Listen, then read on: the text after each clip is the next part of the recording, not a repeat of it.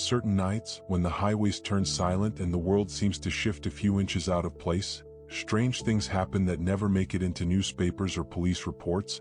And if you ask me, what happened that evening felt less like a horror story and more like the kind of quiet nightmare you only understand in hindsight. I was traveling alone, returning from a distant town after visiting a friend, and I had taken a wrong turn somewhere after dusk without realizing it. The sky hung low with a heavy violet-gray haze, and with each passing minute, the air grew thicker and wetter, as if the clouds were sinking toward the earth. By the time I realized I was entirely off route, the storm had already begun to build in the distance. The first raindrops slapped against my jacket like warning taps. My phone's battery was dying, down to 2%, blinking aggressively, and the signal was gone. I remember thinking it was fine, that the road always led somewhere, but the deeper I walked, the more the world stretched out into a kind of empty nothingness, as though I had stepped off the map entirely. That was when I saw it. A small roadside hotel sitting quietly at the curve of the highway, a squat, rectangular building with dim orange lights glowing behind dusty windows.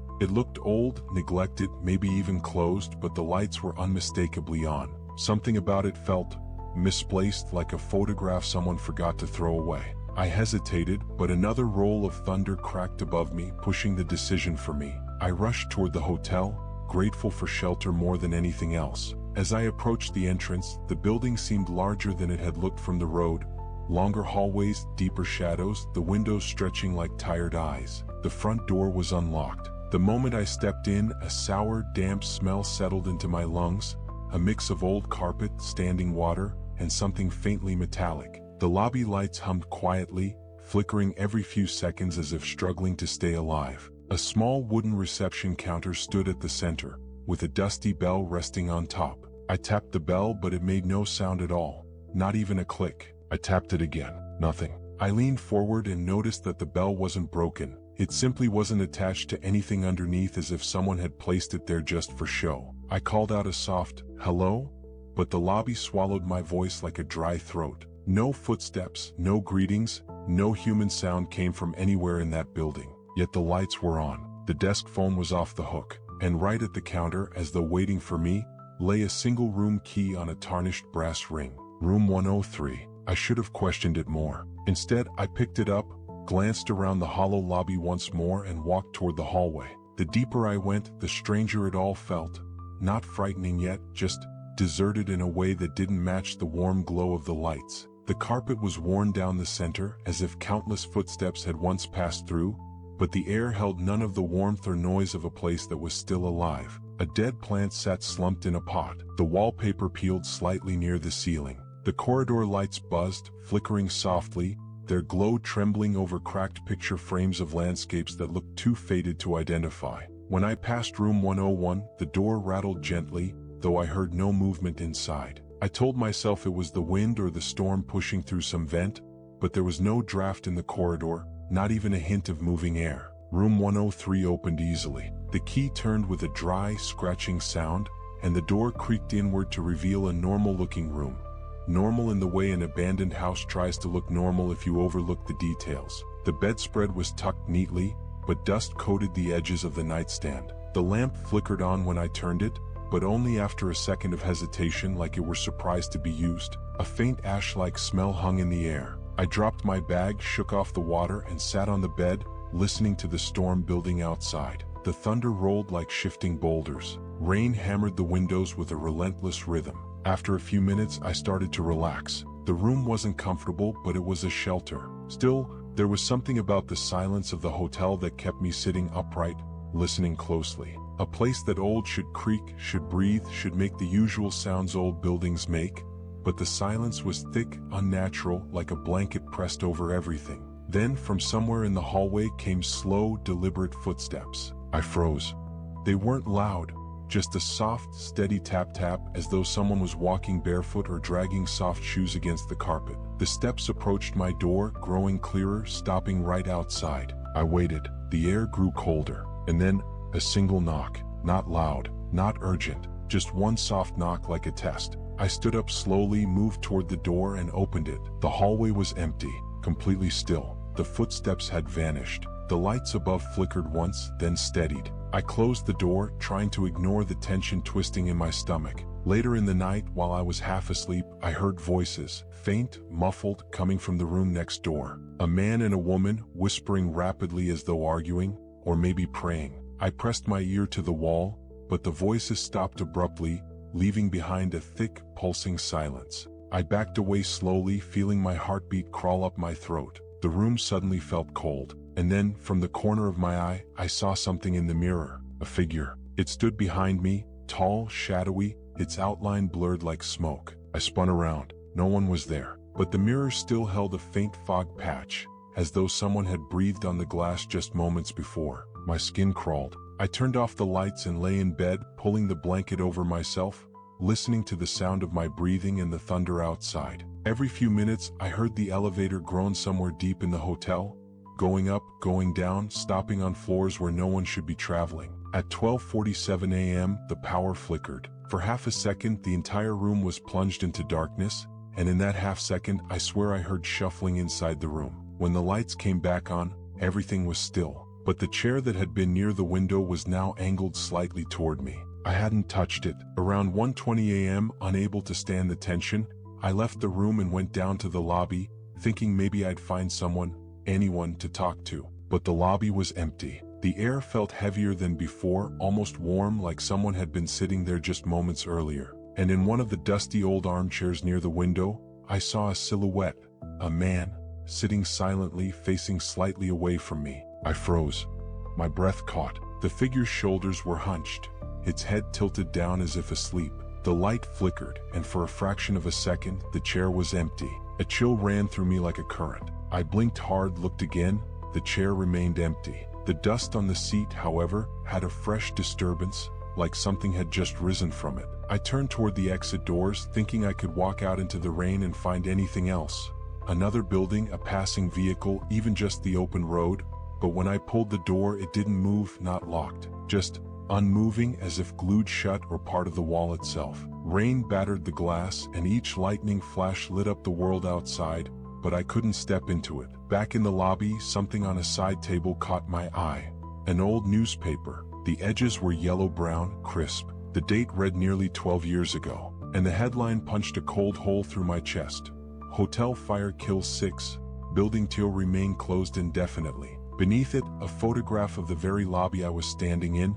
Same furniture, same layout, but charred, blackened, destroyed. My hands trembled as I read the article. 6 people were trapped during a late-night electrical fire. No survivors. The hotel shut down permanently. But here I was, standing in its intact lobby with humming lights and functioning doors. My breath shook as I backed away from the newspaper. The elevator dinged softly, and the doors slid open with a long mechanical groan. I didn't approach it, but something stepped out. Slow, heavy. Bare footsteps pressing into carpet, leaving dark, wet impressions. Not water. Something thicker. The figure walked into the hallway without turning toward me. I stepped back until my shoulders hit the wall, my pulse hammering against my ribs. I returned to the corridor, stumbling toward my room, hoping irrationally that staying inside would somehow protect me. The hallway felt longer than before. The lights dimmed, humming louder, trembling as if something was feeding on their electricity. As I walked, the doors on either side creaked, just slightly, like someone inside was pressing their ear against them. Halfway down the hall, I felt a presence behind me. I turned slowly. At the far end of the corridor stood a group of figures, silent, motionless. Their silhouettes were barely visible, like shadows thickened into shape. One of them stepped forward, revealing a face burned in patches, skin melted like wax. Another figure behind him was missing half its jaw. Their eyes were not glowing, not supernatural, just empty, hollow, like they were trying to remember how to be human. They didn't rush toward me. They didn't scream. They just watched and began to walk, slowly, in perfect quiet synchronization. I stumbled backward, heart rattling against my chest. I reached room 103, but the door that had opened so easily earlier now resisted, as if something inside didn't want to let me back in. I shoved it with my shoulder and it slowly gave way. Inside, the room felt darker than before, shadows collected in the corners like spilled ink. The air smelled faintly of smoke. I backed into the room, closed the door, and leaned against it, listening. The corridor fell silent. No footsteps, no breathing, nothing. It was then that I heard a voice behind me. Come.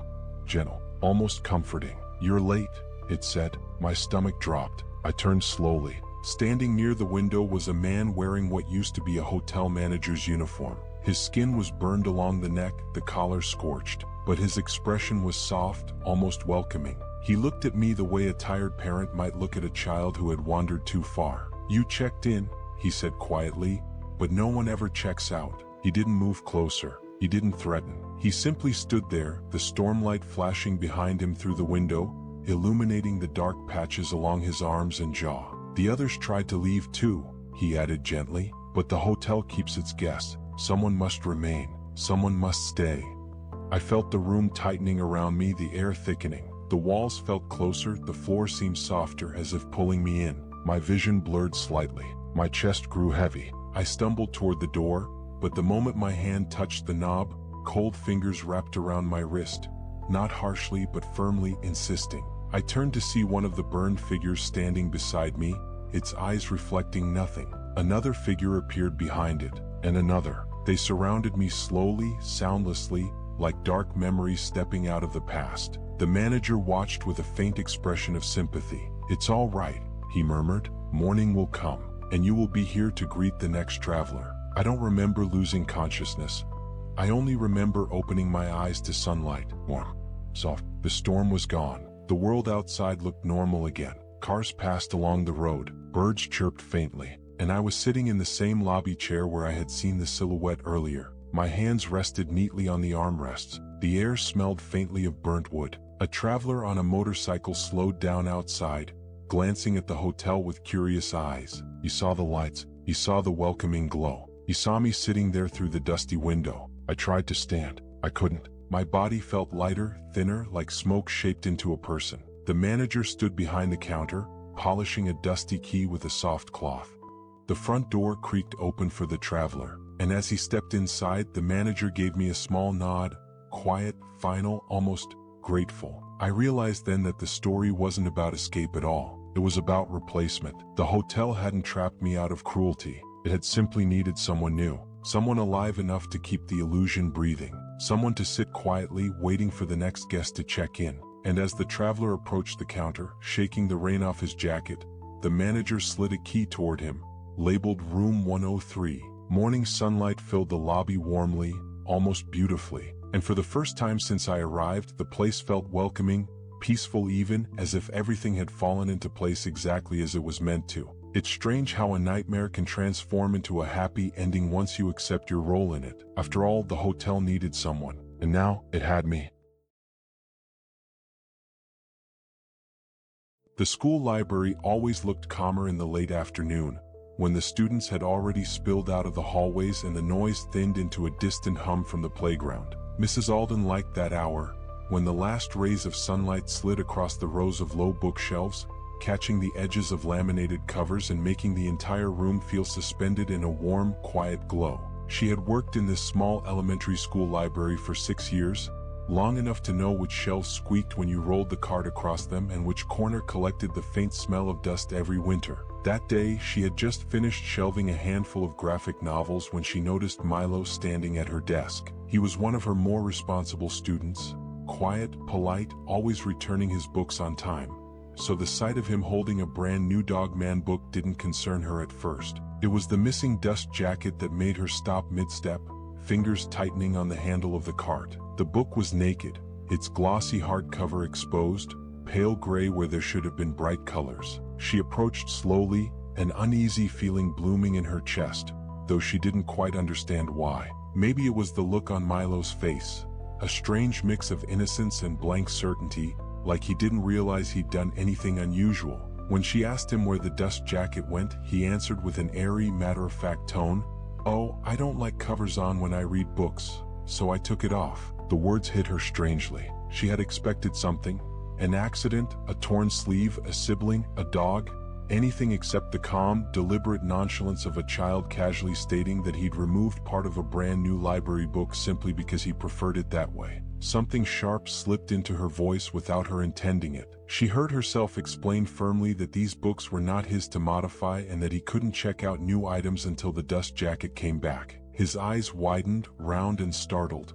as if he had never heard a serious tone from her before. For a fleeting moment, she felt a guilt she couldn't name, but she held the boundary. Rules mattered, books mattered, and strange as it was, she didn't want to encourage this kind of habit. What she didn't know, what she couldn't know, was how deeply this small, harmless moment would begin to coil itself around the rest of her days. Over the next week, she continued to wait for Milo to bring the dust jacket. Each time he walked past her desk, something in her stomach tightened, the way you feel when you're waiting for a glass to fall off a table but can't reach it in time. Sometimes she caught him glancing at the shelves with a look she couldn't quite place.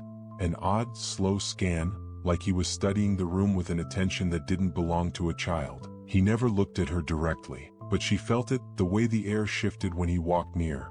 A faint tension, a tiny pressure like static building mildly before a storm. It was subtle, but unsettling enough that she began closing the library door a little earlier than usual. She pulled the blinds down faster. She triple-checked the sign-out sheets, and then small incidents began happening. Nothing dramatic, nothing you could point to and call wrong, just enough to unsettle a person. She noticed that the dust jackets on the shelves were slightly misaligned, even though she remembered placing them neatly. A few books had their sleeves turned around, the artwork facing inward, as if someone had stripped their identity and exposed the plain white reverse surface to the room. On a Thursday afternoon, she found the dust jacket of another graphic novel folded into sharp, unnatural creases behind the beanbag corner. Although the book itself was still perfectly shelved. She asked 2 students if they'd been messing around in the reading nook. Both shook their heads, genuinely confused. And there was something else. A faint sound, soft and papery, that she sometimes heard after the lights were dimmed for the end of the day. A whisper of sliding material. A shuffling, as if someone were peeling something delicate off a surface with careful fingertips. She told herself it was the heating vents, the old building settling, the kind of harmless noise you hear in quiet spaces. But her heart didn't believe it. 2 more weeks passed before Milo approached her again, backpack slung over one shoulder. He looked the same, calm, pleasant, polite, but something about his expression felt older. Not physically, but in the quietness behind his eyes. He asked softly if he could check out books again. She reminded him she still needed the missing dust jacket. He blinked, nodded, and reached slowly into his backpack. The moment stretched oddly, as if the room held its breath with her. When he pulled the dust jacket out, it looked out of place. Not ruined, not torn, just wrong. Folded in strange angles, the creases were sharp like geometric scars, not the natural kind of bending a child might accidentally cause. The colors felt dulled, dimmed, like the artwork had been buried under weight or pressed between hard surfaces for too long. She took it from him carefully. The paper felt colder than it should have.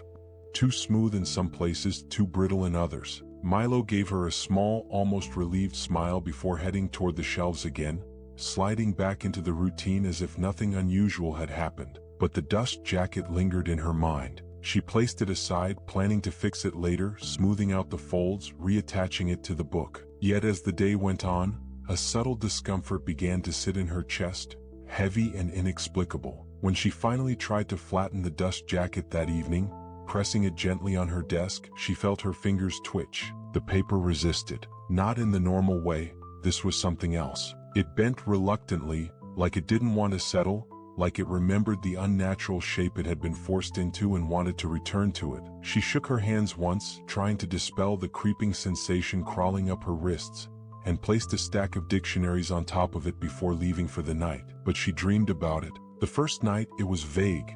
Just the sound of paper sliding over paper like layers being peeled or rearranged. The next night, she dreamed the dust jacket lay on her desk, slowly unfolding itself one crease at a time, as if something underneath the paper were stretching, waking, expanding. She woke up sweating, heart thrumming in the dark. Even then, she told herself it was stress, extra duties. The school is approaching mid-year evaluations. Nothing supernatural, nothing strange. But on Monday morning, when she returned to the library and lifted the stack of dictionaries, the dust jacket was no longer flat. It had folded itself back into the same geometric angles.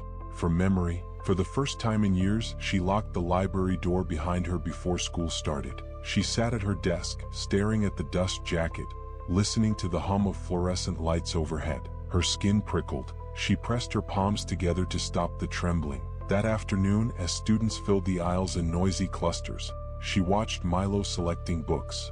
He was reading the backs, flipping pages, scanning titles. Completely normal, completely harmless. But then he paused in front of the Dogman shelf. His fingers hovered over the spot where the original book had been, touching the space gently, almost affectionately. And in that moment he glanced up, directly at her for the first time in days. The expression wasn't threatening. It wasn't angry. It was something worse.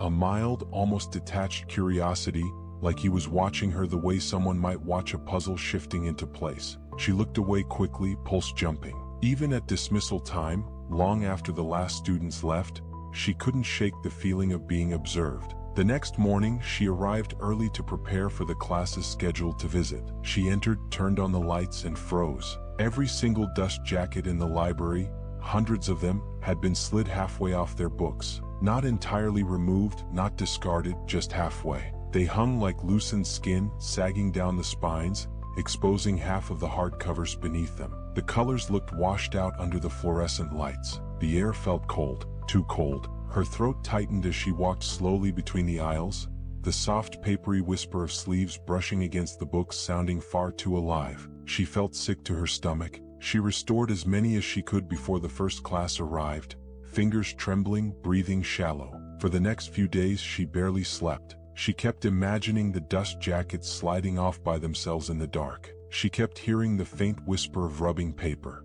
And she kept noticing Milo, watching shelves, touching spines, pressing the flat of his hand along the edges of books as if he were testing something about their covers. She wondered if she should talk to his teacher, or the counselor, or someone. But what would she even say? Those dust jackets acting strange? Was that the way a child folded paper had disturbed her more deeply than she could explain? That she felt something was wrong with the library itself? Then came Friday, the day that cracked something open. During the last period, Milo checked out a new book. He signed the slip quietly, thanked her politely. Everything normal. Until he placed his backpack on the desk, the zipper was slightly open. And inside, she only glimpsed it for a second. She saw more dust jackets folded in the same unnatural shapes. Not Dogman. Not from her library. A variety, colors, sizes, and styles. Some are printed for adult books. Some are smaller, from chapter books.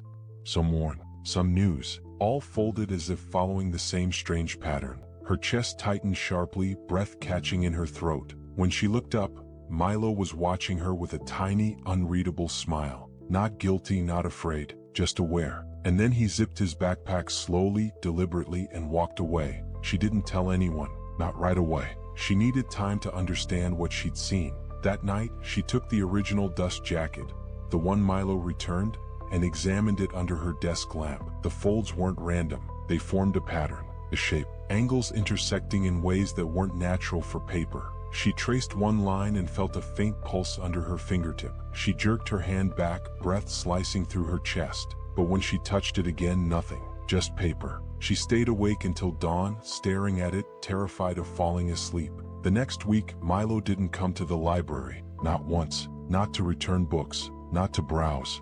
She expected to feel relieved. Instead, the silence felt heavier. On Wednesday afternoon, the counselor stopped by to check out a book and casually mentioned that Milo's family had moved unexpectedly over the weekend.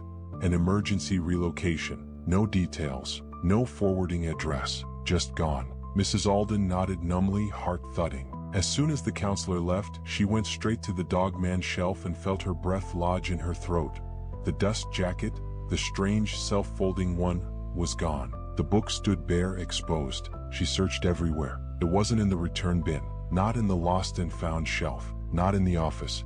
It was simply gone. That night, as she locked up, she found something on her desk, a small, folded shape, made of glossy paper. She picked it up carefully, hands shaking before she even opened it. The folds were new, sharp, precise, and when she smoothed the last crease, her breath stopped. It wasn't the original dust jacket. It wasn't one from her library at all. It was from a completely different school. She could see the faded barcode from a district 5 towns over. Someone had placed it there, quietly, deliberately. In the weeks that followed, more dust jackets appeared, some tucked under her keyboard, some slid between the pages of returned books, some were left gently on the corner of her desk, all folded in that same wrong, unnatural pattern. The school tried to comfort her, telling her it was probably a prank from older students. They didn't understand the way the paper felt in her hands. Warm sometimes, cold sometimes, as if carrying lingering traces of places it did not belong. She tried to tell herself Milo was just an odd child with a strange habit, but the feeling in her chest told her otherwise. Something had followed him, or something had followed the dust jackets. She started keeping them locked in a drawer, but new ones continued to appear anyway. And then, one spring morning, months after Milo had disappeared, she found a final note resting on top of a perfectly folded dust jacket. Written in a small, faint handwriting she recognized instantly. "Thank you for taking care of them. They stay on now." It should have comforted her. Instead, it chilled her deeper than anything before, because the dust jacket beneath the note, the very last one, was not from any book she had ever seen in her life. It was blank, pure white, unprinted, untouched, waiting. She locked it in the drawer with the others, closed the library early, turned off the lights, and stepped into the empty hallway. For the first time in months, she felt the faintest hint of relief, like a storm had finally passed. As she walked toward the exit, she glanced back once through the window of the library door. For a moment, the briefest second, she could have sworn she saw the white dust jacket inside the closed drawer, slowly beginning to unfold. And then just as quickly it stilled. When she came back the next morning, it was gone. But the library stayed peaceful after that. The jackets no longer moved, no strange sounds, no odd folds. Everything returned to normal, a quiet, almost comforting normal. A happy ending, she thought, at least as happy as such a strange story could be. Until the district sent over a shipment of brand new books the following week. Every single one arrived without its dust jacket, and the boxes smelled faintly of paper that had been folded and unfolded many, many times. The academic library always felt strangely peaceful in the early mornings, before the students poured in and the sun fully spilled across the concrete courtyard outside. Dr. Evelyn Lorne had worked there for almost a decade, long enough to know the quiet rhythms of the building, the humming of the old HVAC system, the soft clicks of fluorescent bulbs warming up, the shifting creaks of book stacks settling under their own weight. On most days that quiet felt like comfort, but on the morning the water main burst, something about the silence felt wrong from the moment she stepped out of her car. The air carried a faint metallic scent, reminiscent of rust and wet earth, and a hazy mist hung low near the service road, where construction crews had been digging all week. She could hear the distant hiss of water where it didn't belong, a steady stream escaping underground. Inside the library, the lights flickered once before stabilizing. A few staff members had already arrived, their voices low with concern as they gathered near the circulation desk. The building felt colder than usual. The director called an emergency meeting as soon as the official notice came. The water main under the west end of campus had been compromised. The library had to close immediately.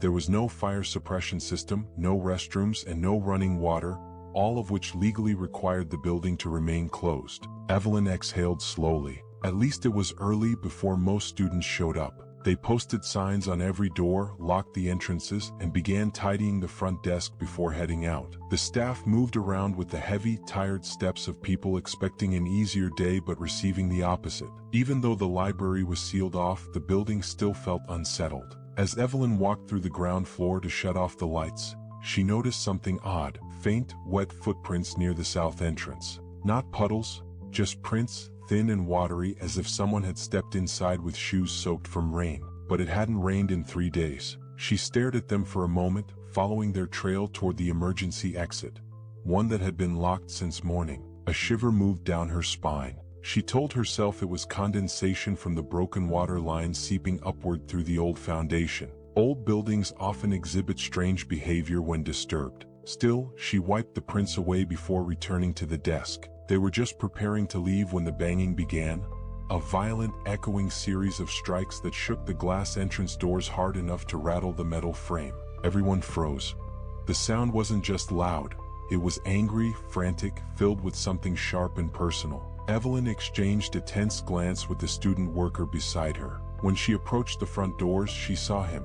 A man in his mid-40s, maybe older, face red with fury, fist raised like he might punch the glass again. His truck idled behind him, parked crookedly across 2 visitor spots, engine rumbling heavily in the still air. She cracked the door open just enough to speak through, keeping the lock engaged. Before she could say anything, he started screaming. His voice wasn't just loud, it was ragged, filled with a kind of hostility that didn't make sense for the situation. He shouted that he'd driven over an hour, that he needed to get inside, that they were incompetent for closing, that this was unacceptable. She tried calmly explaining about the emergency closure.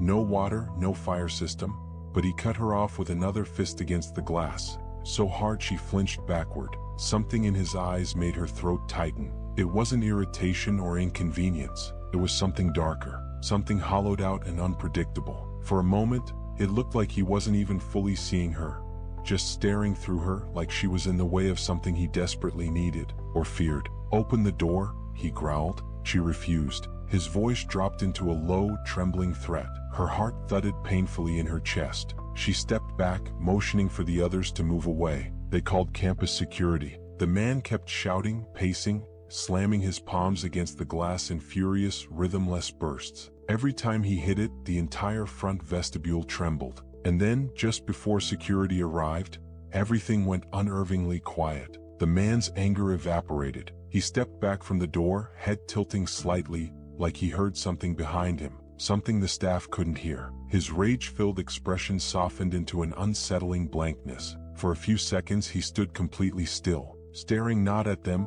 at the ground beneath them, through the reflection in the glass. His lips moved quietly as if repeating something to himself. Then he turned around slowly and walked back toward his truck without another word, disappearing inside just as security pulled up. He drove away before they could speak with him. Everyone let out a shaky breath. They locked the doors again. Security insisted on checking the perimeter, but after a few minutes they reported nothing out of the ordinary. Still uneasy, Evelyn gathered her bag and walked with the others toward the back exit. Yet she couldn't shake the image of his sudden silence. It wasn't normal anger. It felt triggered, as if something had whispered to him. That night, she dreamt of water. Not clean water, but dark water, churning under cracked concrete. She dreamt of voices traveling through pipes, echoing faintly from impossible distances. She woke with her heart hammering against her ribs. The next morning, the campus remained partially shut down. The library stayed closed. She was only there to help with administrative work. The campus grounds were eerily empty. The usual weekday traffic had been replaced by quiet trucks and construction vehicles working to repair the ruptured main. When she entered the library again, the atmosphere felt heavier than before. Damp, pressurized, as if the building itself was holding its breath. The director asked her to check the basement level to ensure no leakage had gotten inside. She hated the basement, the low ceilings, the flickering lights, the hum of electrical lines, but she nodded. When she descended the stairwell, the temperature dropped noticeably. The concrete floor had a faint sheen of moisture. A slow, rhythmic drip echoed somewhere in the back near the storage cages. She followed the sound, heart beating too loudly in her ears, until she saw it, a narrow puddle stretching along the wall. As she stepped closer, she realized the puddle wasn't still. Tiny ripples moved through it, though nothing had disturbed it. She crouched down. The water was vibrating, like something beneath the floor was shifting, pushing lightly upward. She reached out a hand, hovering above it. The closer her fingers came, the colder the air felt.